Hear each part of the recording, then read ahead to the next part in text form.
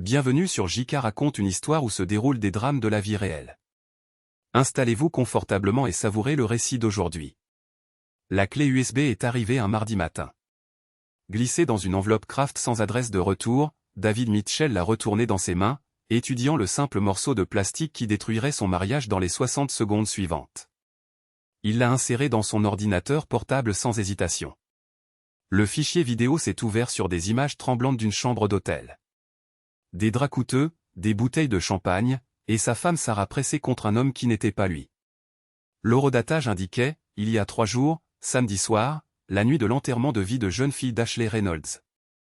Le café de David est devenu froid tandis qu'il regardait Sarah rire, se blottir dans l'étreinte d'un autre homme, et disparaître du champ de vision de la caméra en direction du lit. Les images étaient suffisantes pour ne laisser aucun doute sur ce qui a suivi. Dans le coin inférieur, un texte superposé est apparu, « Je pensais que tu devais savoir. » B. Son téléphone a vibré. Un numéro qu'il ne reconnaissait pas, David, c'est Brandon Walsh du lycée Meyers Park. Je travaillais à la fête samedi soir. David se souvenait de Brandon. Un gamin discret qui était harcelé jusqu'à ce que David intervienne en première. Apparemment, Brandon se souvenait aussi. Pourquoi, a demandé David, sa voix posée malgré le tremblement de terre dans sa poitrine. Parce que tu m'as sauvé la vie une fois, a dit Brandon. Maintenant, je te rends l'appareil. L'appel s'est terminé. David était assis dans son bureau d'assurance exigu du quartier d'affaires de Charlotte, entouré de dossiers de réclamation et d'un éclairage fluorescent, observant son mariage s'effondrer en haute définition. Sarah est apparue de nouveau à l'écran, chuchotant quelque chose à son compagnon qui l'a fait rire. Le visage de l'homme est apparu clairement, Ryan Cooper de Cornerstone Transport Solutions. David a fermé l'ordinateur portable. À 39 ans, il apprenait que tout ce qu'il avait construit était bâti sur des mensonges. Mais au lieu de la rage, quelque chose de plus froid s'est installé dans sa poitrine.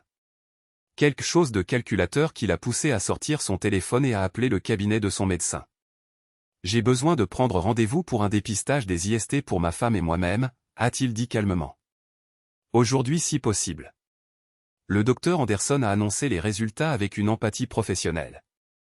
David était assis en face de son bureau tandis que Sarah s'agitait inconfortablement sur la chaise à côté de lui. La bonne nouvelle, c'est que tout est traitable, a expliqué le docteur Anderson. Mais vous avez tous les deux été testés positifs à la chlamydia. C'est courant et avec des antibiotiques. Comment, a interrompu Sarah, sa voix plus aiguë que d'habitude. Nous sommes monogames depuis 8 ans. David a observé la performance de sa femme avec un intérêt détaché. Le léger tremblement dans ses mains. La façon dont elle évitait son regard. Elle était bonne. Il devait lui accorder ça, mais pas assez bonne. Parfois, ces choses restent latentes, a dit le docteur Anderson diplomatiquement. L'important, c'est le traitement. Sarah a hoché la tête vigoureusement. Bien sûr, oui, nous allons nous en occuper tout de suite. Ils sont rentrés chez eux en silence. Sarah regardait par la fenêtre passager tandis que David naviguait dans le trafic du soir de Charlotte. Leur maison était située à Meyers Park, un quartier qui hurlait le succès à quiconque passait en voiture. Sarah avait insisté pour cela lorsque son salaire de directrice des ressources humaines chez Morrison Logistique avait rendu l'hypothèque possible. David, a-t-elle finalement dit alors qu'ils entraient dans leur allée. Concernant les résultats du test. Ces choses arrivent, a-t-il répondu, coupant le moteur comme l'avait dit le médecin. Le soulagement a inondé son visage. Elle s'est penchée et lui a serré la main. Je t'aime, a-t-elle dit. Je sais, a dit David. Cette nuit-là, il a attendu que Sarah s'endorme avant de se diriger vers son bureau à domicile. Il a consulté leur compte bancaire joint, leur relevé de carte de crédit et leur relevé téléphonique. Tout ce qu'il avait ignoré pendant des mois a soudainement pris tout son sens. Les nuits tardives, les nouveaux vêtements, la façon dont elle avait commencé à faire de l'exercice et à acheter de la lingerie coûteuse qu'il n'avait jamais vue. Son téléphone a vibré. Un message d'un numéro inconnu vérifie sa tablette de travail. Elle l'a laissé charger dans la cuisine. David est descendu furtivement. La tablette de Sarah était branchée à côté de la cafetière. Protégée par mot de passe. Il a essayé leur anniversaire. Rien. Son anniversaire. Rien. Par impulsion, il a tapé le nom de Ryan. L'écran s'est déverrouillé. Ouah. TSAP était toujours ouvert sur une discussion de groupe intitulée « Bad Girls Club ». Il y avait 4 membres, Sarah, Ashley Reynolds, et 2 autres femmes que David reconnaissait de leur cercle social. Il a commencé à faire défiler, incertain au début de ce qu'il trouverait jusqu'à ce que les messages commencent à brosser un portrait de sa femme qu'il ne reconnaissait pas. Une ligne a immédiatement attiré son attention, David travaille encore tard. Le timing est parfait pour Ryan. Un emoji diable suivait le message. Ashley a répondu rapidement, ma fille, tu joues avec le feu. Et s'il le découvre? S'il te plaît, avait répondu Sarah. David est trop ennuyeux pour soupçonner quoi que ce soit. Il pense que je suis une sainte qui va au club de lecture 2 fois par semaine. David a continué à faire défiler, son pouce tendu contre l'écran. Quelques lignes plus bas, Ashley a fait sa propre confession, en parlant de jouer avec le feu, Jake et moi avons recouché ensemble 3 semaines avant mon mariage. Doc, tu es horrible, avait répondu Sarah. Le pauvre Trevor n'a aucune idée de ce qu'il est en train d'épouser. Ce qu'il ne sait pas ne le blessera pas, a dit Ashley. D'ailleurs, une fois que j'aurai épousé Trevor avec son accès à son fonds fiduciaire, je pourrai faire ce que je veux. David a cligné des yeux fortement. Les messages ne s'arrêtaient pas. Ils ne faisaient qu'empirer. Pendant des mois, les femmes avaient échangé des mensonges, ri de leurs partenaires et partagé des détails sur des liaisons secrètes. Les messages de Sarah se démarquaient, trop vifs pour être ignorés, elle y disait, entre autres, je reste tard pour une consultation client avec Cornerstone Transport. Pendant ce temps, Ryan et moi sommes réservés au Weston Charlotte jusqu'à minuit. Ashley avait répondu, ma fille, je jure que tu vas finir dans un de ces podcasts de faits divers. Seulement si David se décide à avoir de la poigne, avait rétorqué Sarah, ce qui n'est pas probable. Sa mâchoire s'est serrée, mais ses mains bougeaient avec détermination. Il a fait des captures d'écran de chaque message. Puis est venu le fil de discussion le plus récent, il y a seulement 3 jours, juste avant l'enterrement de vie de jeune fille, une dernière nuit de folie avant qu'Ashley ne devienne une femme au foyer ennuyeuse. Je ramène mon ami Ryan. Cette fête va être épique. Ce qui se passe à Charlotte reste à Charlotte. David a lu les mots 3 fois avant de reposer lentement la tablette là où il l'avait trouvée. À l'étage, Sarah dormait profondément. Un bras étendu paresseusement sur son côté du lit dans la faible lumière filtrant à travers les rideaux. Elle avait l'air paisible, belle, imméritante. Il s'est retourné sans un mot et est retourné à son bureau. Il a ouvert une nouvelle fenêtre de navigateur. Il était temps d'apprendre tout ce qu'il pouvait sur Ryan Cooper. Ryan était facile à rechercher. LinkedIn montrait une carrière réussie dans la logistique, grimpant les échelons chez Cornerstone Transport Solutions. Marié à Jessica Cooper, une infirmière pédiatrique, 2 enfants, âgés de 8 et 10 ans, la famille vivait dans une modeste maison de banlieue à Huntersville, à environ 25 minutes de Charlotte. David a recoupé les réseaux sociaux de Ryan avec ceux de Sarah. Ils avaient été prudents. Pas d'interaction publique, pas de photos taguées, mais les métadonnées racontaient une autre histoire. Les services de localisation les montraient dans les mêmes restaurants, les mêmes hôtels, les mêmes cafés les mêmes jours depuis 6 mois. Son téléphone a sonné. Brandon encore. Tu as regardé la vidéo, a demandé Brandon. Oui, j'ai fait. Il y a plus. J'ai enregistré l'audio du couloir. Ta femme et 7 autres mariés, Ashley. Elle parlait de leurs hommes, disant des choses plutôt méchantes. Envoie-le-moi. Le fichier audio est arrivé quelques minutes plus tard. David a branché des écouteurs et a écouté la voix de sa femme s'échapper à travers les murs de la chambre d'hôtel. Mon Dieu, David est si prévis. Capable, disait Sarah. La même routine ennuyeuse chaque soir. Le même travail ennuyeux. Tout est d'un ennui mortel. Ryan me fait me sentir vivante à nouveau. Au moins, tu sais à quoi t'attendre, répondit Ashley. Trevor est gentil, mais c'est essentiellement un golden retriever avec un fond fiduciaire. Il n'a aucune poigne. J'ai besoin d'un homme qui sache vraiment prendre les choses en main, tu sais. C'est pour ça qu'on a nos amants, rit Sarah. Le meilleur des 2 mondes. La stabilité ennuyeuse à la maison. L'excitation quand on la veut. Exactement. Et après avoir épousé Trevor, j'aurai assez d'argent pour faire vraiment tout ce que je veux. Peut-être même quitter Charlotte entièrement. Prendre un nouveau départ quelque part de plus excitant. Et Trevor? Qu'est-ce qu'il a? Il aura le cœur brisé pendant environ 6 mois, puis il trouvera une autre femme. À adorer. Les hommes comme lui font toujours ça. David enregistra le fichier et se cala dans son fauteuil de bureau. La maison était silencieuse, à l'exception du léger vrombissement de la climatisation centrale. Dehors, Charlotte dormait paisiblement, inconsciente que plusieurs vies étaient sur le point de changer pour toujours. Il ouvrit un nouveau document et commença à taper. Des plans devaient être élaborés, des échéanciers établis, des ressources allouées. David abordait la vengeance de la même manière qu'il abordait les réclamations d'assurance. Méthodiquement, minutieusement, et en visant le gain maximal. À l'aube, il avait une stratégie. Le lendemain matin, Sarah entra allègrement dans la cuisine, vêtue d'un pantalon de yoga et d'une brassière de sport. Elle embrassa la joue de David pendant qu'il prenait son petit déjeuner et lisait le Charlotte Observer. « Bonjour, beau gosse, dit-elle gaiement. Je pensais qu'on devrait prévoir une petite escapade bientôt. Peut-être Myrtle Beach.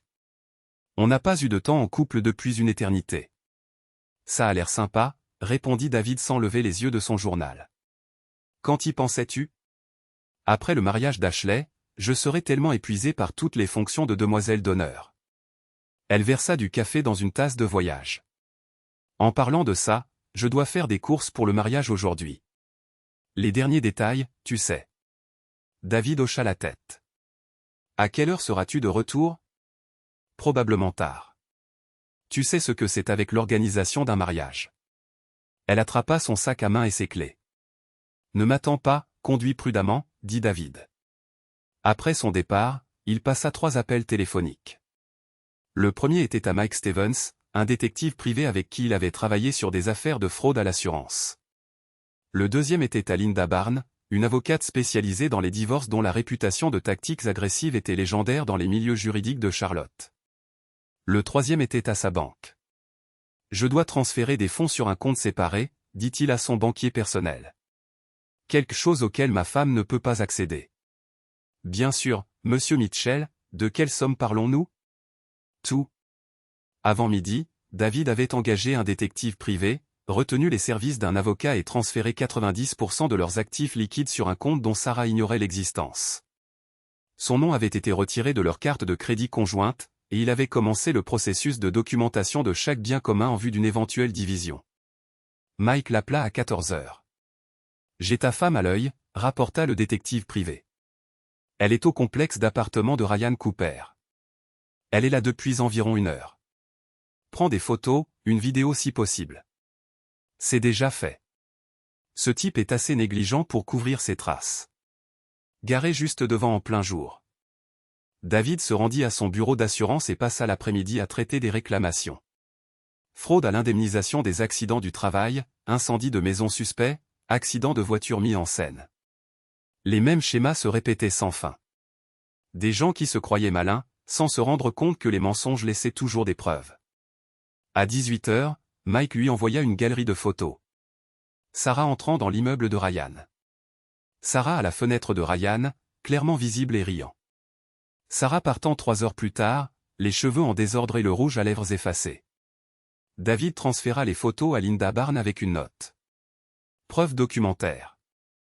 D'autres à venir. Sarah rentra à 20h30, affirmant qu'elle avait fait des achats pour les décorations de mariage. Elle lui montra des sacs de Target et de Bath et Body Works comme preuve. « Comment se sont passées les courses ?» demanda David. « Épuisant mais productif. Ashley est tellement méticuleuse pour tout. Je jure que les mariés sont de vrais divas. » Elle enleva ses chaussures et s'écroula sur leur canapé. « Comment s'est passée ta journée ?»« Tranquille. Traiter quelques réclamations. Rien d'excitant. » Elle se blottit contre lui pendant qu'il regardait Netflix. David lui caressa les cheveux et répondit de manière appropriée à ses commentaires sur l'émission. Elle se sentait chaude et familière contre lui. Pendant un instant, il faillit oublier les photos sur son téléphone. Presque. Le jeudi matin apporta un cadeau inattendu. David examinait des dossiers de réclamation lorsque son téléphone de bureau sonna. « Monsieur Mitchell, ici Jake Patterson de Cornerstone Transport Solutions. Je crois comprendre que vous vous occupez des enquêtes d'assurance. » David se redressa. « C'est exact. Comment puis-je vous aider? Nous avons une situation avec l'un de nos analystes seniors. Possible inconduite impliquant les ressources de l'entreprise.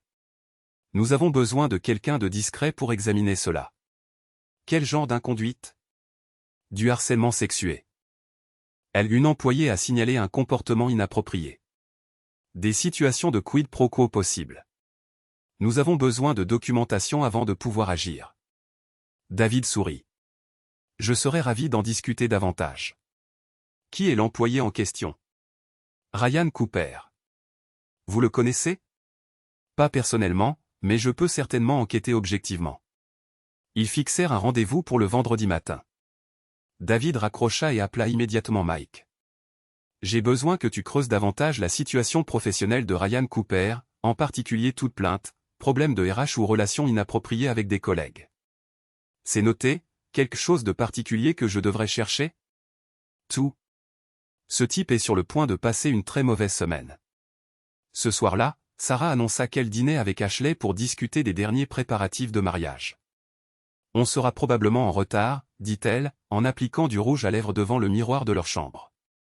Mode crise de mariage, tu sais. Bien sûr. Dis à Ashley que je l'ai félicité. Je le ferai. David attendit 30 minutes après son départ. Puis il se rendit au complexe d'appartements de Ryan. Mike lui avait donné l'adresse, et bien sûr, la Honda de Sarah était garée devant le bâtiment C. Il se positionna de l'autre côté de la rue avec une vue dégagée sur l'entrée et s'installa pour attendre. Sa patience fut récompensée. À 23h47, Sarah et Ryan émergèrent ensemble, se tenant la main et partageant un adieu intime.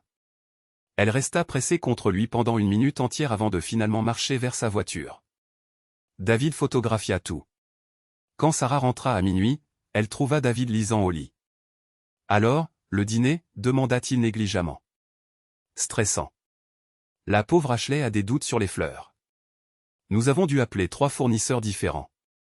Elle disparut dans leur salle de bain et en ressortit en pyjama, le visage démaquillé. Je suis épuisé. Doux rêve, dit David.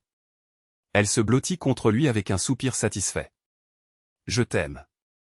Moi aussi. La réunion de vendredi avec Cornerstone Transport se déroula mieux que David ne l'avait espéré. Jake Patterson, le directeur des ressources humaines, était désespéré d'obtenir de l'aide. Ryan est avec nous depuis 5 ans, expliqua Patterson. Bon employé, évaluation de performance solide, mais il y a 3 semaines, nous avons reçu une plainte de l'une de nos coordinatrices. Elle affirme que Ryan lui a offert une promotion en échange de faveurs sexuelles. A-t-elle déposé une plainte formelle? Elle avait peur au début, mais hier, une autre femme s'est manifestée avec des allégations similaires. Nous devons savoir s'il y a un schéma de comportement que nous avons manqué. David prit des notes détaillées. J'aurai besoin d'un accès au dossier du personnel, aux enregistrements de sécurité et de la possibilité d'interroger les employés confidentiellement. C'est fait. Quand pouvez-vous commencer? Immédiatement. David passa l'après-midi dans les bureaux de Cornerstone AR. En examinant l'historique d'emploi de Ryan et en interrogeant ses collègues, le portrait qui s'est dégagé était celui d'un homme devenu de plus en plus audacieux au cours de la dernière année. Des commentaires inappropriés, des attouchements non désirés, des pressions exercées sur les subordonnées féminines qui avaient besoin d'évaluations de performance favorables. Une femme, Emma Wilson, s'est montrée particulièrement loquace. Ryan a commencé à devenir étrange il y a environ 6 mois, a-t-elle dit à David lors d'un entretien privé. Plus agressif, plus prétentieux, comme s'il se croyait intouchable ou quelque chose comme ça. Quelque chose de spécifique a-t-il déclenché ce changement de comportement? Il a commencé à parler de cette liaison qu'il avait. Une femme mariée qui le faisait se sentir comme un roi, a-t-il dit. Cela a vraiment gonflé son ego, je suppose. David hocha la tête avec sympathie. A-t-il mentionné le nom de cette femme? Sarah quelque chose? Il m'a montré sa photo une fois. Jolie blonde, l'air d'avoir de l'argent. Il était obsédé par elle. Merci, Emma. C'est très utile. À 17h, David avait compilé un rapport complet documentant la mauvaise conduite de Ryan. Il avait également installé un petit appareil d'enregistrement dans le bureau de Ryan, sachant que c'était risqué et potentiellement inadmissible, mais nécessaire pour la suite. Sarah était déjà à la maison quand il est arrivé, préparant le dîner et fredonnant joyeusement. Pile à l'heure, dit-elle en l'embrassant sur la joue. J'ai fait ton poulet parmesan préféré avec des pâtes. Elle ne cuisinait son plat préféré que lorsqu'elle se sentait coupable de quelque chose. Ça sent incroyable. Quelle est l'occasion? Pas d'occasion. Une femme ne peut-elle pas faire le dîner pour son mari? Elle lui versa du vin et s'assit en face de lui à leur table de salle. Le à manger. Alors, comment s'est passé le travail? Des affaires intéressantes? Juste les habituelles enquêtes sur la fraude. Rien de très excitant. Il fit une pause. Je pensais que nous devrions peut-être prendre ces vacances plus tôt que prévu. Les choses ont été si stressantes avec le mariage, le travail et tout. Nous pourrions prendre un peu de temps. David enroula des pâtes autour de sa fourchette. Considérant ces mots, tu sembles stressé ces derniers temps. Y a-t-il quelque chose de précis qui te tracasse? La fourchette de Sarah s'arrêta à mi-chemin de sa bouche. Juste les trucs habituels. Tu sais à quel point mon travail peut être exigeant. Et avec le mariage d'Ashley la semaine prochaine, elle haussa les épaules. Tout va bientôt se calmer. J'en suis sûr. Après le dîner, ils regardèrent un film ensemble. Sarah s'endormit la tête sur son épaule, respirant doucement contre son cou. Elle semblait paisible, jeune, rien à voir avec la femme qu'il avait entendue sur cet enregistrement audio. David se dégagea prudemment et se rendit à son bureau. Un email de Mike l'attendait avec l'objet « Jackpot ». La photo ci-jointe montrait Ryan quittant le travail à 15 h cet après-midi-là, 2 heures plus tôt, et se dirigeant directement vers un hôtel du centre-ville de Charlotte. 30 minutes plus tard, la Honda de Sarah se gara sur le même parking. Il y avait plus de photos. Ryan et Sarah entrant ensemble à l'hôtel.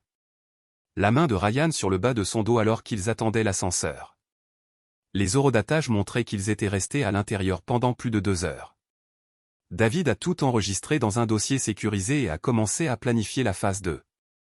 Le samedi matin arriva, gris et humide, typique de Charlotte à la fin de l'été. Sarah passa 1 heure à se préparer pour ce qu'elle prétendait être un essayage de robe pour le mariage d'Ashley. Je serai probablement partie la majeure partie de la journée, dit-elle à David. Tu sais comment ça se passe. Essayer la robe. La détester. Essayer une autre robe. Recommencer. Ça a l'air épuisant. Besoin que je ramasse quelque chose pendant que tu es sorti? Juste des courses si tu as l'occasion. Nous sommes presque à court de tout. Elle l'embrassa pour lui dire au revoir et partit dans un nuage de parfums coûteux. David attendit que sa voiture disparaisse au coin de la rue, puis appela Mike. Elle vient de partir. Où es-tu? Je la suis déjà. Elle ne se dirige pas vers les boutiques de mariage, d'ailleurs. Elle va vers la maison de Ryan. Reste sur elle. J'ai besoin de savoir partout où ils vont aujourd'hui. David se rendit au supermarché comme promis, mais au lieu de faire ses courses, il s'assit dans sa voiture et passa des appels. Le premier fut à Jessica Cooper, la femme de Ryan. Madame Cooper, je m'appelle David Mitchell. Je suis un détective privé travaillant sur une affaire qui implique votre mari. Pourrions-nous nous rencontrer brièvement? J'ai des informations que vous devez voir. La voix de Jessica était prudente mais curieuse. Quel genre d'informations? Celle qui explique pourquoi votre mari a travaillé si souvent tard ces derniers temps. Ils se sont rencontrés dans un café à Hunterville. Jessica était plus jeune que David ne l'avait imaginé. Peut-être au début de la trentaine, avec des yeux fatigués et l'air légèrement épuisé de quelqu'un jonglant entre carrière et jeunes enfants. Mon mari a une liaison, dit-elle sans préambule après s'être assise. C'est pour ça que vous avez appelé. N'est-ce pas? David hocha la tête. Je suis désolé. Depuis combien de temps soupçonnez-vous? Des mois. Il a été différent, distrait, toujours sur son téléphone. Elle remua son café distraitement. J'ai trouvé des reçus d'hôtel dans sa voiture la semaine dernière. Je l'ai confronté à ce sujet. Qu'a-t-il dit? Que c'était lié au travail. Réunion d'affaires avec des clients. Jessica rit amèrement. Je suis peut-être fatigué, mais je ne suis pas stupide. Qui a des réunions d'affaires dans des hôtels le samedi après-midi? David sortit son téléphone et lui montra une des photos de Mike. Ryan et Sarah entrant à l'hôtel la veille. Son nom est Sarah Mitchell, dit-il doucement. C'est ma femme. Jessica fixa la photo un long moment. Quand elle releva les yeux, ils brillaient de larmes. Depuis combien de temps, demanda-t-elle. Au moins 6 mois. Ça, je peux le prouver. Probablement plus longtemps. Mon Dieu, elle couvrit son visage de ses mains. Les enfants, comment vais-je expliquer ça aux enfants? Vous n'avez rien à faire pour l'instant, dit David doucement. Mais je pense que nous pouvons nous entraider. Ryan est sur le point de faire face à de sérieuses conséquences au travail. Si vous prévoyez de le quitter, ce serait le bon moment pour vous protéger financièrement. Jessica s'essuya les yeux et le regarda avec un nouvel intérêt. Quelle gêne. De conséquences? David lui parla des plaintes pour harcèlement sexuel et de son enquête. Il partagea également certaines des photos prises par Mike. Rien d'explicite, juste des preuves de la liaison. Je veux des copies de tout, dit Jessica quand il eut fini. Et je veux qu'il paie pour ce qu'il a fait à notre famille. Je peux m'en occuper. Ils passèrent 1 heure de plus à planifier. Au moment de se séparer, Jessica avait le nom d'un bon avocat spécialisé en divorce et la promesse que David partagerait toute preuve supplémentaire qu'il découvrirait. Mike appela alors que David rentrait chez lui. Votre femme et son petit ami viennent d'enregistrer à la suite présidentielle du Western Charlotte. Il prévoit d'en profiter toute la journée. Parfait. Prends des photos d'eux en train d'entrer et de sortir. Des horodatage surtout. Déjà fait. Oh, et patron. Ils se sont d'abord arrêtés dans une bijouterie. Ryan a acheté quelque chose de cher. David ressentit sa première vraie poussée de colère depuis le début de toute cette histoire. Une bijouterie. Ryan achetait des cadeaux à sa femme avec de l'argent qui aurait dû subvenir aux besoins de sa vraie famille. Quelle boutique? Tiffany, en centre-ville. Ils y sont restés environ 20 minutes. David se rendit chez Tiffany et eut une brève mais productive conversation avec la vendeuse qui avait aidé Ryan. Quelques noms mentionnés et une histoire inventée de vérification d'assurance suffirent à apprendre que Ryan avait acheté un bracelet en diamant de $3000 avec une carte de crédit qui était probablement déjà à découvert si les soupçons de Jessica concernant leurs finances étaient exacts. David s'assit dans sa voiture devant la bijouterie et sentit quelque chose de froid et de définitif s'installer dans sa poitrine. Ce n'était plus seulement une liaison. Ryan faisait des investissements à long terme dans sa femme, Preve. Planifier un avenir qui impliquait de la lui arracher de leur mariage. Il était temps d'accélérer les choses. Il appela Linda Barnes, son avocate spécialisée dans les divorces. Je dois agir plus vite que nous n'en avons discuté, lui dit-il. Déposez les documents lundi. Je veux qu'elle soit signifiée au travail, publiquement, avec un maximum d'embarras. Êtes-vous sûr? Nous avons discuté des avantages d'attendre pour construire un dossier plus solide. Le dossier est assez solide, et je veux que ce soit fait avant qu'elle n'ait la chance de cacher d'autres biens ou de faire d'autres projets avec son petit ami. Très bien, j'aurai les documents prêts. Et la pension alimentaire pour époux? Elle n'en aura pas. Faites-moi confiance là-dessus. Le dimanche se passa tranquillement. Sarah rentra de son soi-disant essayage de robe avec des sacs de shopping et un nouveau bracelet en diamant qu'elle prétendait être un cadeau d'Ashley pour avoir été une demoiselle d'honneur si merveilleuse. C'est magnifique, dit David en examinant le bracelet. L'air cher. La famille d'Ashley a de l'argent, répondit Sarah d'un ton désinvolte. Elle voulait offrir quelque chose de spécial à toutes ces demoiselles d'honneur. C'est très généreux. Ils passèrent la soirée à regarder Netflix et à discuter de questions domestiques banales, quoi faire concernant la fuite dans leur salle de bain d'invités, s'ils devaient refinancer leur prêt immobilier, les plans pour Thanksgiving avec les parents de Sarah ou des conversations normales de couples mariés, sauf que David savait exactement combien coûtait le bracelet et qu'il avait vraiment acheté. Il savait aussi que d'ici la semaine prochaine, ils vivraient tous les deux ailleurs. Lundi matin, Sarah partit au travail de très bonne humeur. Grosse semaine en perspective, dit-elle en rajustant son rouge à lèvres dans le miroir du couloir. Le mariage d'Ashley est samedi, et j'ai cette présentation au conseil d'administration jeudi. Après cette semaine, la vie devrait se calmer considérablement. J'en suis sûr. David acquiesça. À 10 heures, un huissier de justice entra chez Morrison Logistique et demanda Sarah Mitchell à la réception. David le savait car il avait demandé à Mike d'être là avec un appareil photo. Les photos arrivèrent 20 minutes plus tard. Le visage de Sarah figé de stupeur alors qu'elle lisait les papiers de divorce. Ses collègues qui la fixaient, les conversations chuchotées qui suivirent tandis qu'elle se précipitait vers son bureau. Le rapport de Mike arriva 1 heure plus tard. Elle appela Ryan immédiatement. Ils se retrouvent pour déjeuner afin de discuter de la situation. Voulez-vous que j'enregistre la conversation? Absolument. À midi, Mike se posta à une table près de Ryan et Sarah dans un petit restaurant italien du centre-ville. L'appareil d'enregistrement qu'il avait placé dans la poche de la veste de Ryan la semaine précédente, un autre outil risqué mais nécessaire, capta tout. C'est un désastre. Sarah disait qu'il savait tout. Les papiers de divorce. Mentionne l'infidélité spécifiquement. Combien sait-il vraiment? Demanda Ryan. Je ne sais pas, mais il a été si calme à propos de tout. Trop calme. Ce n'est pas son genre. Peut-être qu'il est juste en train de digérer. Sous le choc.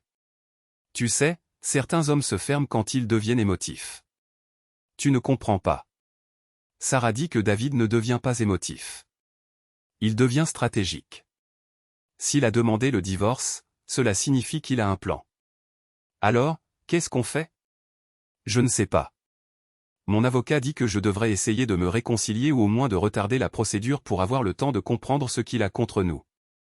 Au diable ça. C'est peut-être une bonne nouvelle. Maintenant, nous n'avons plus à nous cacher. Nous pouvons être ensemble pour de vrai. Il y eut une longue pause. Puis la voix de Sarah, plus douce. Ryan, je dois te demander quelque chose. Es-tu sérieux à propos de nous? D'un avenir ensemble? Bien sûr que oui. Pourquoi tu demandes ça? Parce que tu es encore marié, toi aussi. Et si nous divorçons tous les deux, nous devons savoir à quoi nous avons affaire financièrement. Combien de dettes tu as, quel genre de biens?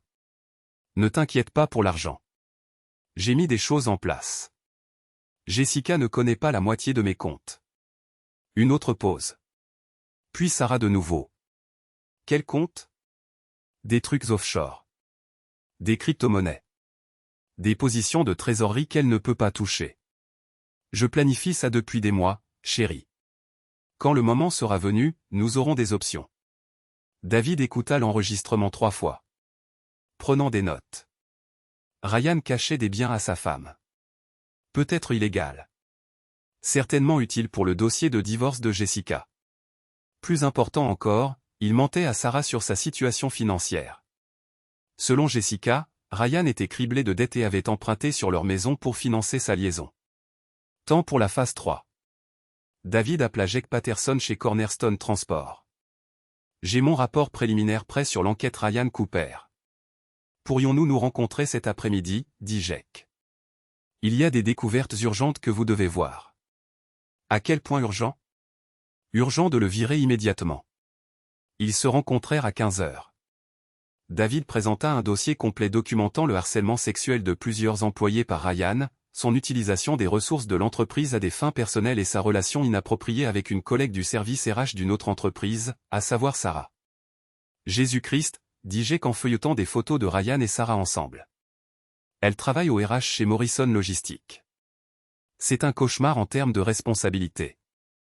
Si l'on apprend qu'un de nos analystes seniors a harcelé sexuellement des employés et a eu une liaison avec une cadre RH d'une autre entreprise, il secoua la tête. Nous pourrions perdre des contrats majeurs. Je recommanderais un licenciement immédiat et un examen approfondi de son accès aux systèmes et informations de l'entreprise. Fait. Pouvez-vous tout documenter pour notre équipe juridique? Déjà préparé, David tendit un épais dossier. Cela devrait couvrir toute réclamation pour licenciement abusif qu'il pourrait tenter de faire. Ryan fut licencié à 16h30. La sécurité l'escorta hors du bâtiment après avoir confisqué son ordinateur portable, son téléphone et ses cartes d'accès. David le savait car il avait demandé à Mike de surveiller depuis le parking. Les photos de Ryan portant une boîte en carton jusqu'à sa voiture, l'air stupéfait et en colère, furent profondément satisfaisantes. À 17h15, Sarah appela David. « Chérie, il faut que je te dise quelque chose, dit-elle d'une voix tremblante. Ryan s'est fait virer de son travail aujourd'hui. C'est terrible. Que s'est-il passé? Je ne connais pas tous les détails. Une sorte d'enquête RH. Ils disent qu'il a harcelé des employés. Waouh, c'est grave. Oui, ça l'est. Et avec tout ce qui se passe entre nous, elle marqua une pause. David, pouvons-nous parler ce soir? Vraiment parler? Je pense que nous devons discuter honnêtement de notre mariage. Bien sûr. Je prendrai le dîner en rentrant. Merci. Je t'aime. Je t'aime aussi. David raccrocha et sourit. Sarah était enfin prête à être honnête. Malheureusement pour elle, il était bien trop tard pour que l'honnêteté ait de l'importance. Ce soir-là, Sarah arpentait le salon pendant que David était assis à la table de la cuisine, mangeant tranquillement des plats chinois à emporter. Elle avait enfilé un jean et un vieux pull, ses vêtements de confort, et passait nerveusement ses doigts dans ses cheveux, en boucle. « Il faut que je te dise quelque chose, dit-elle pour la 3e fois en 10 minutes. David ne leva pas les yeux de son repas. J'écoute. C'est à propos de Ryan, de nous. Elle arrêta de faire les 100 pas et croisa son regard. Nous avons une liaison depuis 6 mois. Je suis désolé, David. Je suis tellement désolé. David posa calmement. Hentait ses baguettes sur le bord du carton et tourna toute son attention vers elle. Depuis combien de temps? 6 mois, admit-elle, des larmes commençant à couler sur ses joues. Cela a commencé lorsque Morrison Logistique a contracté avec Cornerstone Transport pour le nouveau projet d'entrepôt. Nous avons travaillé ensemble quotidiennement pendant des semaines. C'est juste arrivé. Il était si différent d'eux, elle se reprit, puis continua. De ce à quoi je suis habitué, excitant. Il m'a fait me sentir jeune à nouveau. Je vois, dit David. Silencieusement. Sarah cligna des yeux, incrédule. C'est tout. C'est tout ce que tu as à dire. Se levant de table, David entra dans le salon. Sarah le suivit, les bras serrés autour de son torse comme si elle essayait de ne pas s'effondrer. Que veux-tu que je dise, demanda-t-il sans se retourner. Je ne sais pas, dit-elle. Crie-moi dessus. Mets-toi en colère. Quelque chose. Elle essuya son nez sur la manche de son pull et s'affala sur le canapé. Tu es si calme face à tout ça. David lui fit face, la voix égale. Est-ce que crier changerait quelque chose? Non, admit-elle d'une voix tremblante. Mais, laissa-t-elle la phrase en suspens avant de poursuivre. David, je veux que ça marche. La liaison est finie. La vie de Ryan s'écroule, et je ne veux pas que la mienne s'écroule aussi. Nous pouvons aller en thérapie de couple. Nous pouvons régler ça. Il s'assit dans son fauteuil de lecture, en face d'elle, le visage impénétrable. La liaison est-elle vraiment finie? Oui, dit Sarah rapidement. Complètement. Quand as-tu vu Ryan pour la dernière fois? Demanda David, d'un ton calme mais ferme. Elle hésita juste assez longtemps pour confirmer ce qu'il suspectait déjà. La semaine dernière, nous mettions fin à tout. Quel jour? La semaine dernière, insista-t-il. Sarah se déplaça inconfortablement. Pourquoi est-ce important? Parce que j'essaie de comprendre la chronologie, répondit David. Quand exactement as-tu décidé de rompre avec Ryan? Il y eut un silence avant qu'elle ne dise, quand j'ai réalisé ce que ça faisait à notre mariage. Quand j'ai compris que j'étais sur le point de perdre quelque chose de réel pour quelque chose de temporaire. David hocha la tête pensivement. C'est intéressant, parce que d'après mon détective privé, tu étais à la suite présidentielle du Weston Charlotte hier après-midi. Tu as aussi déjeuné avec lui aujourd'hui après son licenciement, où vous avez discuté de la stratégie à adopter pour notre divorce. La couleur quitta le visage de Sarah. Tu m'as fait suivre. J'ai rassemblé des preuves pour la procédure de divorce. Oui, Sarah. Elle commença à se lever, puis se rassit. Que sais-tu? Tout. La vidéo de l'enterrement de vie de jeune fille. Les MST que tu m'as donnés. Les messages WhatsApp où Ashley et toi vous moquez de vos maris. Ta liaison au travail. Ryan t'achetant des bijoux avec l'argent qu'il a volé à sa famille. Dois-je continuer? Sarah le regarda avec horreur. Quelle vidéo? David sortit son ordinateur portable et lança les images de la chambre d'hôtel. Sarah se regarda avec Ryan, riant, partageant des moments intimes. Quand la vidéo se termina, elle semblait sur le point de vomir. Qui a filmé ça? Quelqu'un qui pensait que je méritais de connaître la vérité. David, s'il te plaît, laisse-moi t'expliquer. Il n'y a rien à expliquer. Tu as fait des choix. Maintenant, tu en vis les conséquences. Sarah se mit à pleurer plus fort. Quelles conséquences? Qu'est-ce que tu vas faire? Je vais te laisser te détruire. Je ne fais que te fournir les outils. Qu'est-ce que ça veut dire? David referma l'ordinateur portable et regarda sa femme, bientôt ex-femme, avec une pointe de pitié. Ça signifie que Ryan t'a menti sur sa situation financière. Il ne cache pas d'argent à Jessica. Il cache des dettes, environ 200 000 $, selon mes recherches. Carte de crédit, prêt personnel, une deuxième hypothèque qu'il a contractée à l'insu de Jessica. La liaison avec toi lui a coûté cher. Les pleurs de Sarah commencèrent à ralentir, bien que ses épaules tremblent encore. Ce n'est pas. Il a dit qu'il avait des comptes offshore, murmura-t-elle. David ne s'y a pas, il a menti. Ryan est ruiné. Pire que ruiné. Et maintenant, il est au chômage, confronté à de multiples plaintes pour harcèlement sexuel, et il traverse un divorce ou ça. Femme est au courant de la dette cachée. Sa tête se releva d'un coup. Comment sais-tu tout ça? Parce que j'ai parlé à Jessica, dit-il calmement. Elle va déposer une demande de divorce demain. Elle va aussi signaler la dette cachée aux autorités comme une potentielle fraude. Sarah le regarda avec incrédulité. Tu as parlé à sa femme. Nous sommes devenus assez proches, répondit David. Les conjoints trahis ont beaucoup en commun. Son expression passa du choc à la colère. David, c'est fou. Tu ne peux pas. Est-ce juste détruire la vie des gens parce que tu es en colère? Je ne détruis rien, dit-il en se levant. Je ne fais que révéler ce qui était déjà là.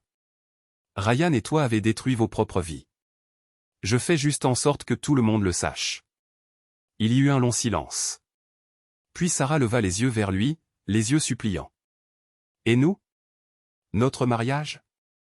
Notre mariage a pris fin la première fois que tu as couché avec Ryan, dit David d'un ton monocorde. Tout ce qui s'est passé depuis n'est que paperasse. Elle resta assise dans un silence stupéfait.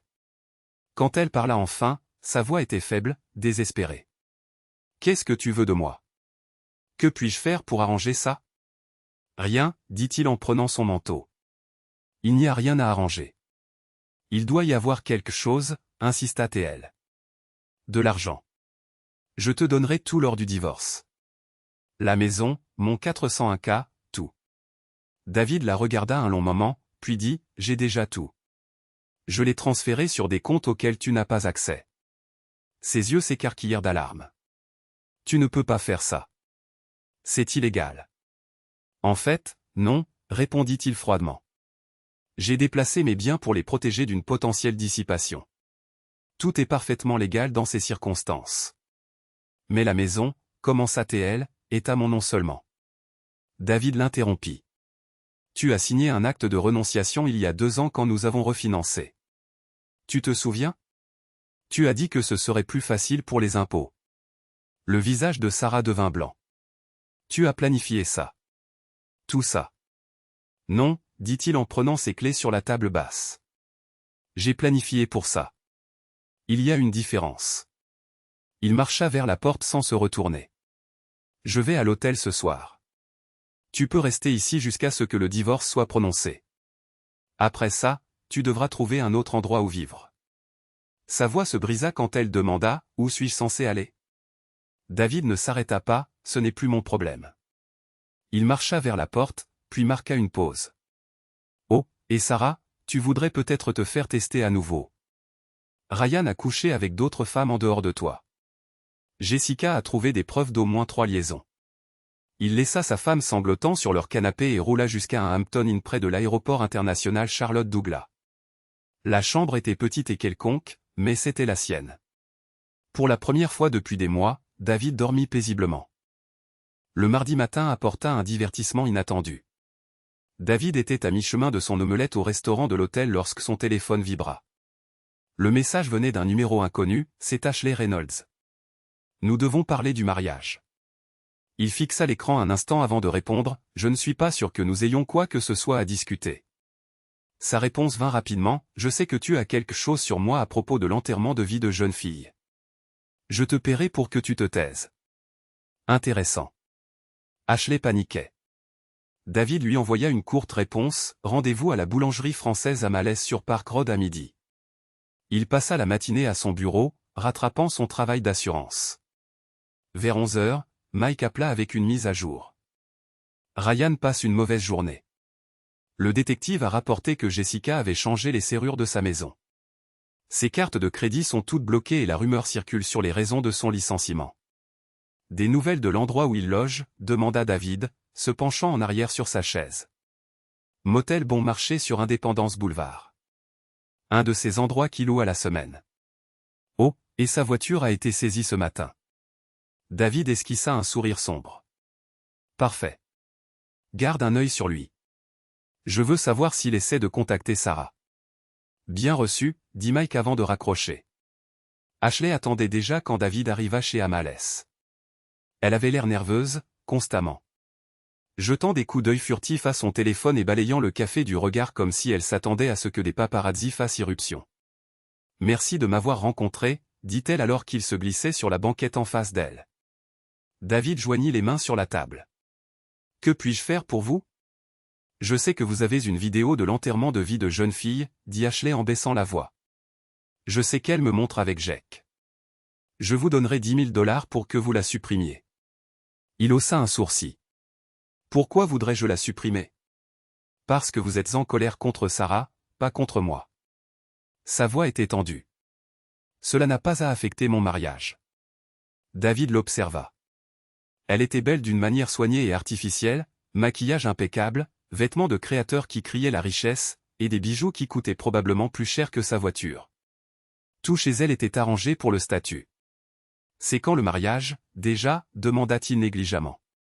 Ce samedi, répondit-elle. La famille de Trevor arrive de partout. Nous avons 200 invités. Le lieu à lui seul a coûté 40 000. C'est beaucoup d'argent, nota-t-il. Oui, admit-elle rapidement. Et si vous publiez cette vidéo, elle ne termina pas sa phrase. David pencha la tête.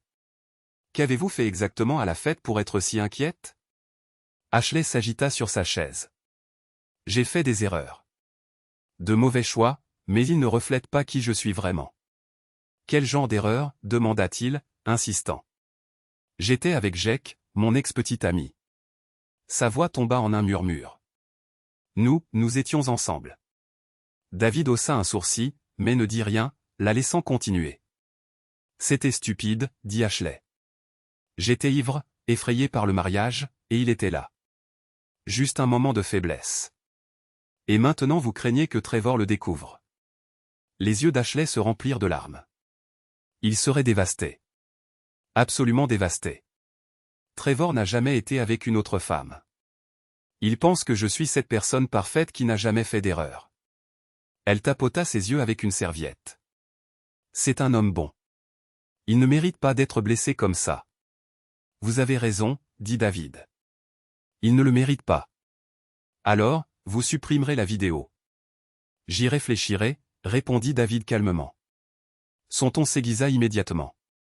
Qu'est-ce que ça veut dire? Au lieu de répondre, David tendit la main dans sa veste et sortit son téléphone. Il tapota l'écran et lui montra une photo.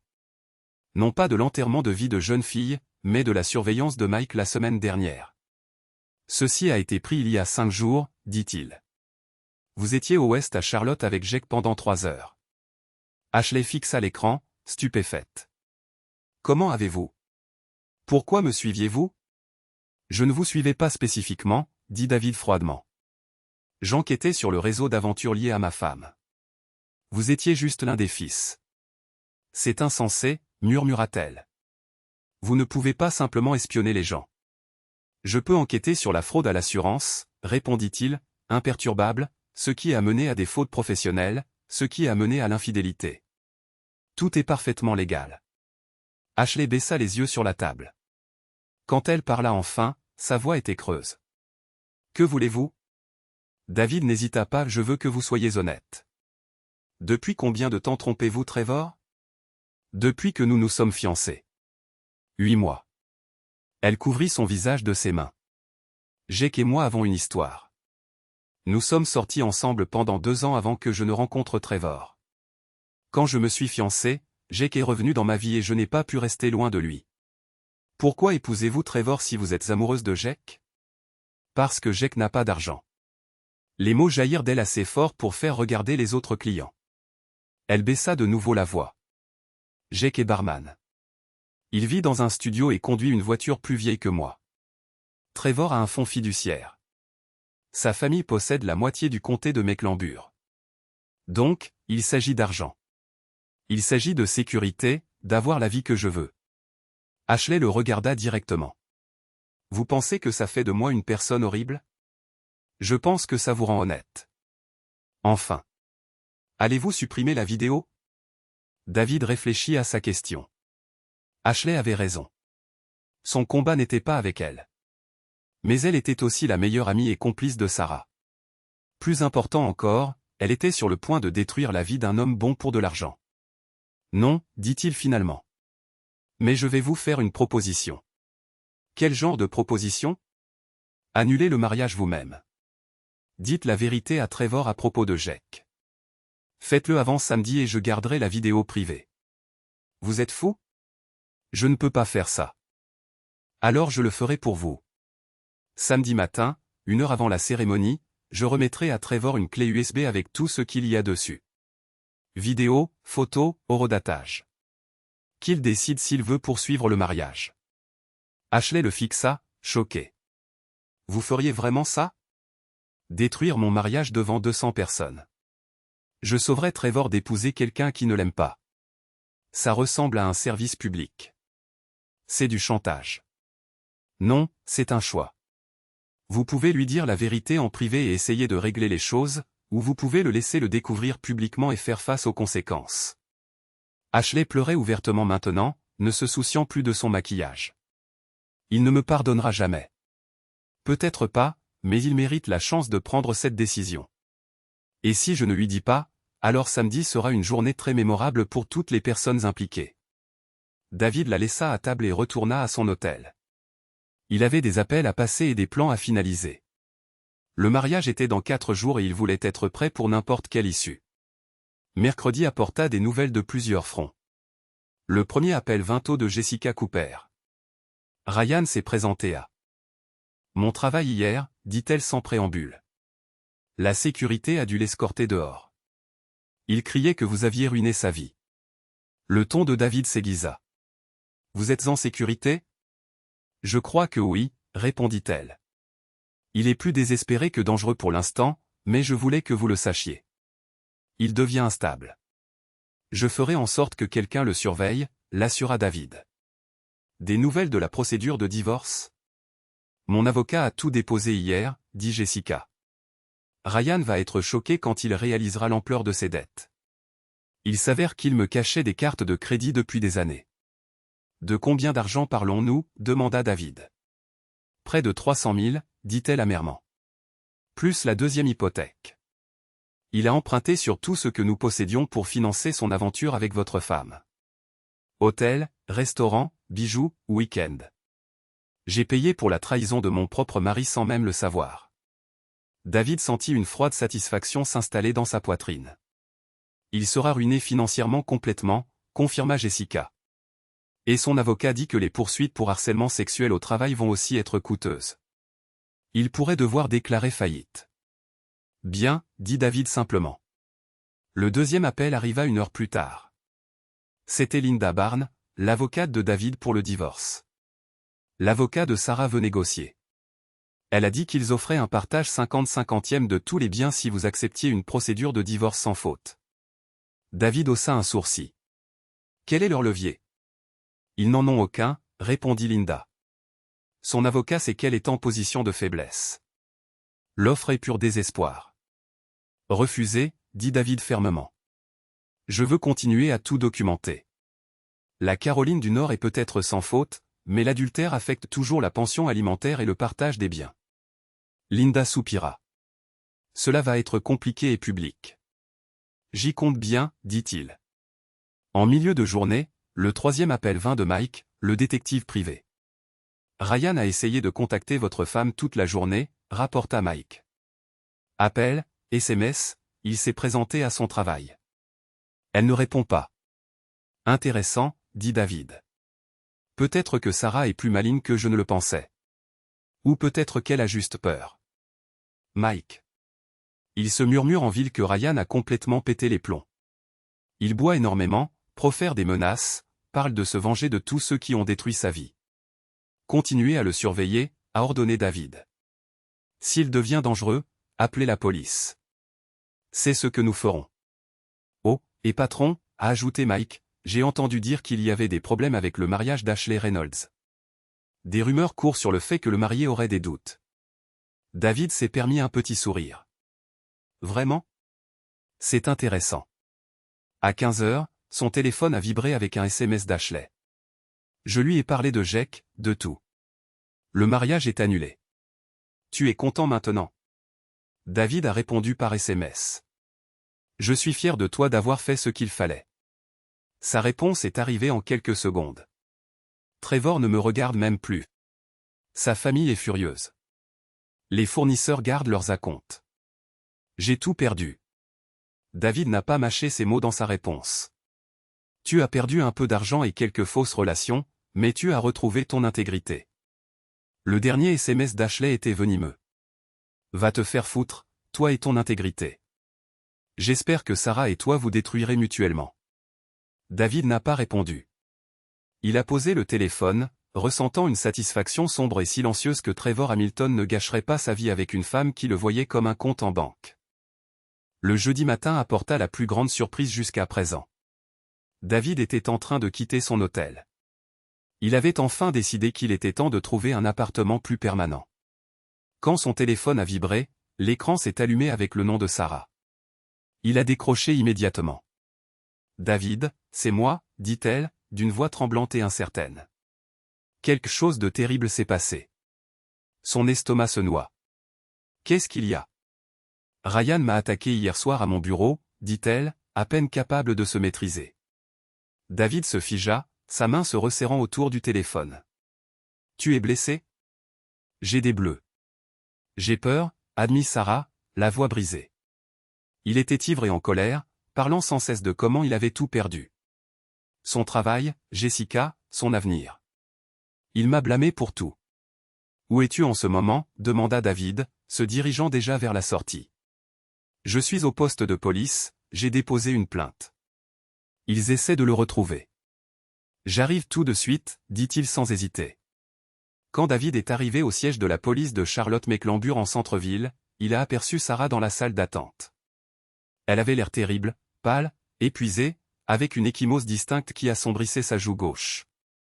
Malgré tout ce qui s'était passé, la voir ainsi a réveillé un instinct de protection qu'il pensait avoir enterré.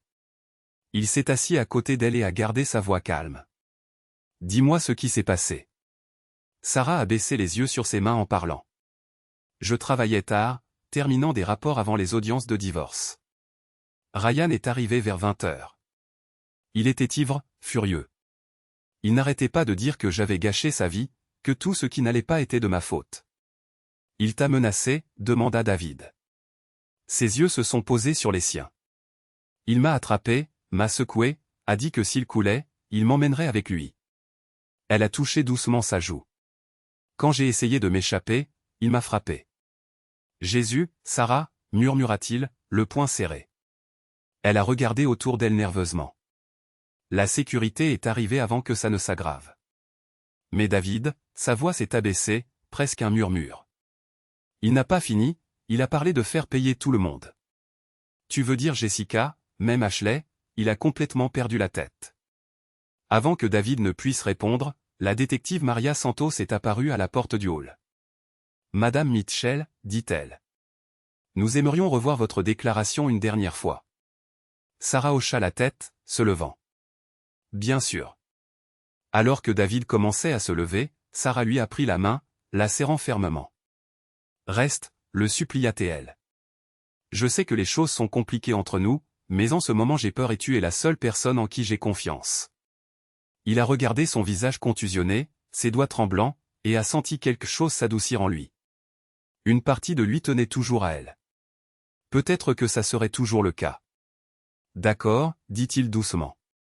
Je vais rester. L'interrogatoire fut minutieux. La détective Santos interrogea doucement mais fermement. Quand l'affaire a-t-elle commencé?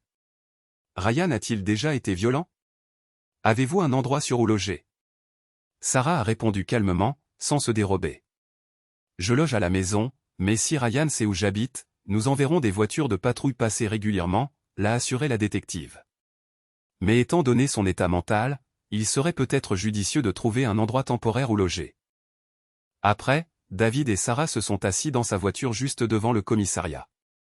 Le silence s'étira, lourd et gênant, jusqu'à ce que Sarah finisse par parler. « Merci, dit-elle, à peine audible. D'être resté avec moi là-dedans. » David garda les mains sur le volant. « Tu n'as pas besoin de me remercier. »« Si, il le faut. » Sa voix se brisa de nouveau, après tout ce que j'ai fait. Elle détourna le regard tandis que les larmes montaient. « J'ai été si stupide, David. À propos de Ryan, de notre mariage, de tout. » Il ouvrit la bouche pour parler, mais elle leva la main.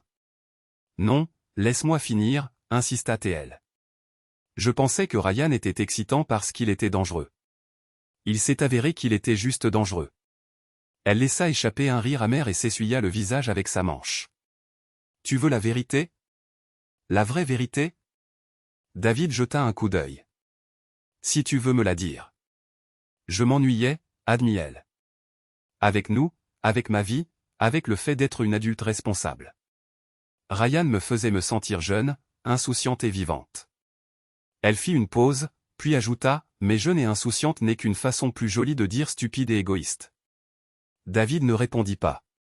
Qui avait-il à dire? Sarah prit une inspiration, se préparant. Je sais qu'il est trop tard.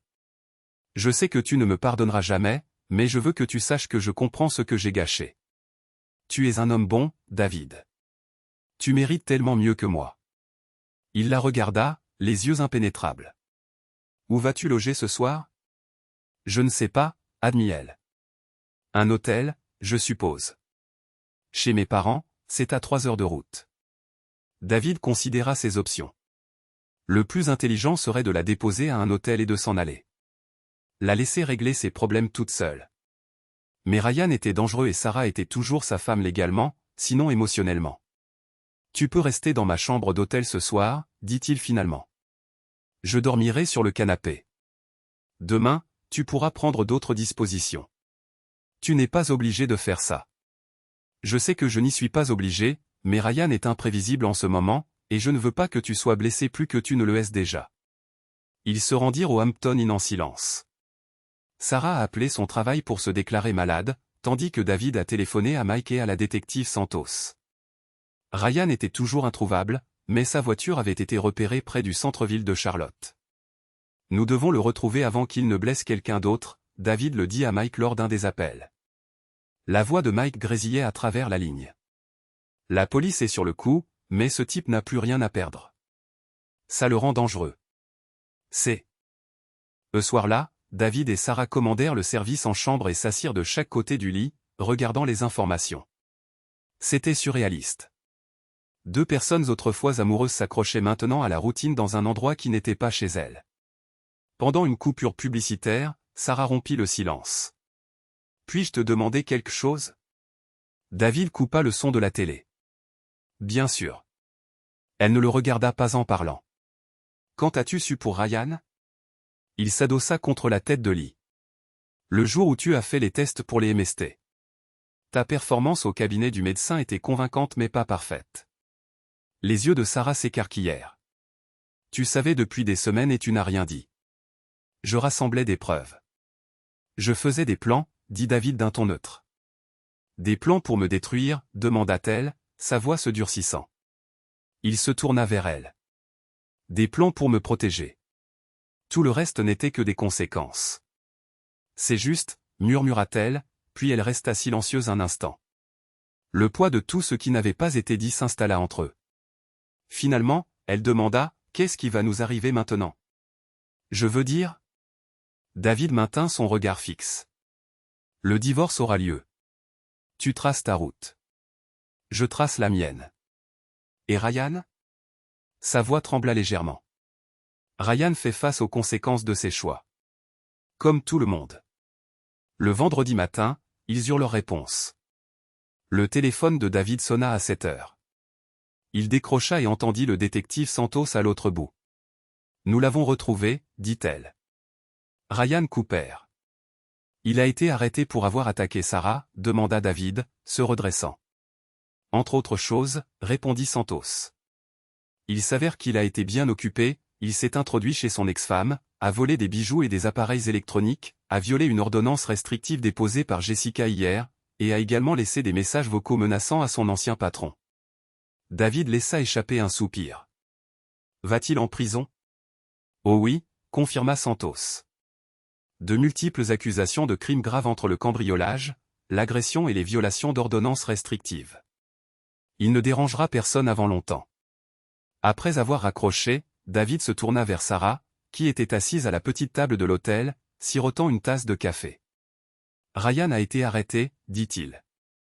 Un soulagement se répandit sur son visage. Dieu merci.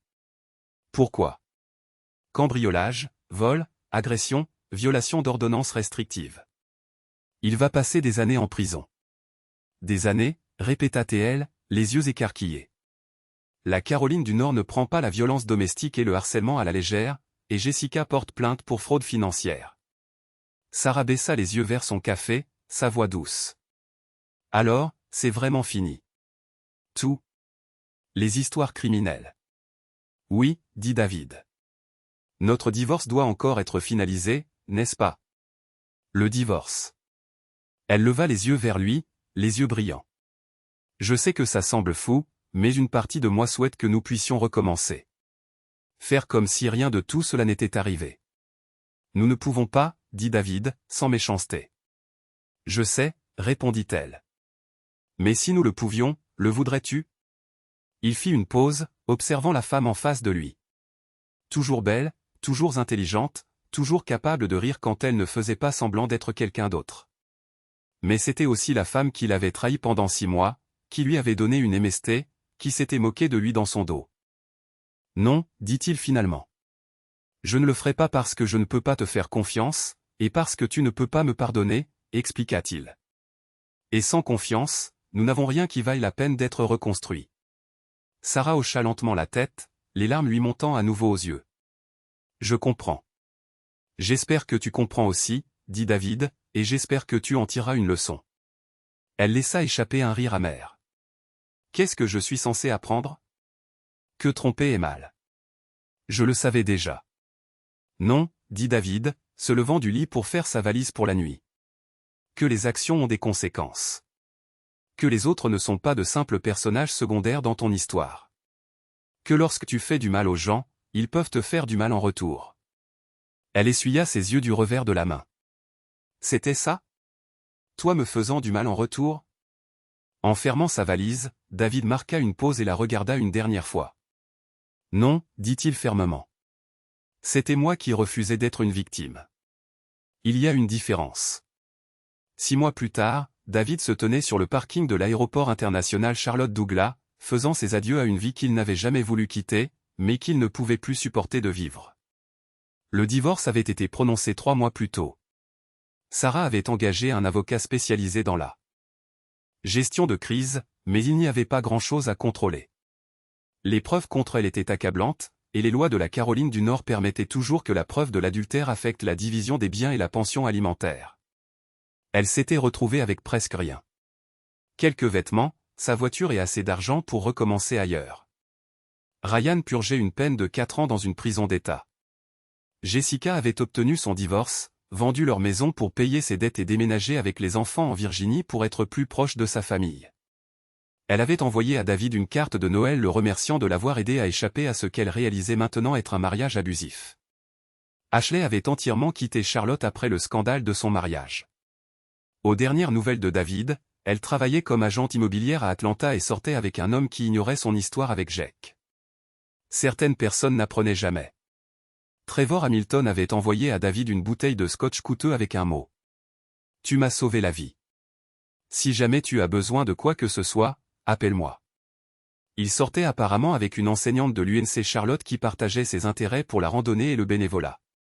De vrais intérêts, pas les faux qu'Ashley avait affichés pour lui faire plaisir. Le vol 447 à destination de Denver embarque maintenant tous les passagers. David prit son bagage à main et se dirigea vers la porte d'embarquement. Il avait accepté un poste dans une compagnie d'assurance basée à Denver, spécialisé dans les enquêtes complexes sur la fraude. Un meilleur salaire, un meilleur titre, une meilleure vie. Une chance de recommencer dans un endroit où personne ne connaissait son histoire. Son téléphone vibra, annonçant un message texte. L'expéditeur était inconnu, mais il reconnut le numéro. « J'ai entendu dire que tu quittais la ville. Tant mieux pour toi. J'espère que tu trouveras le bonheur où que tu ailles. Je suis désolé pour tout. » David lut le message 2 fois, puis le supprima sans répondre. Certaines conversations n'avaient pas besoin de continuer.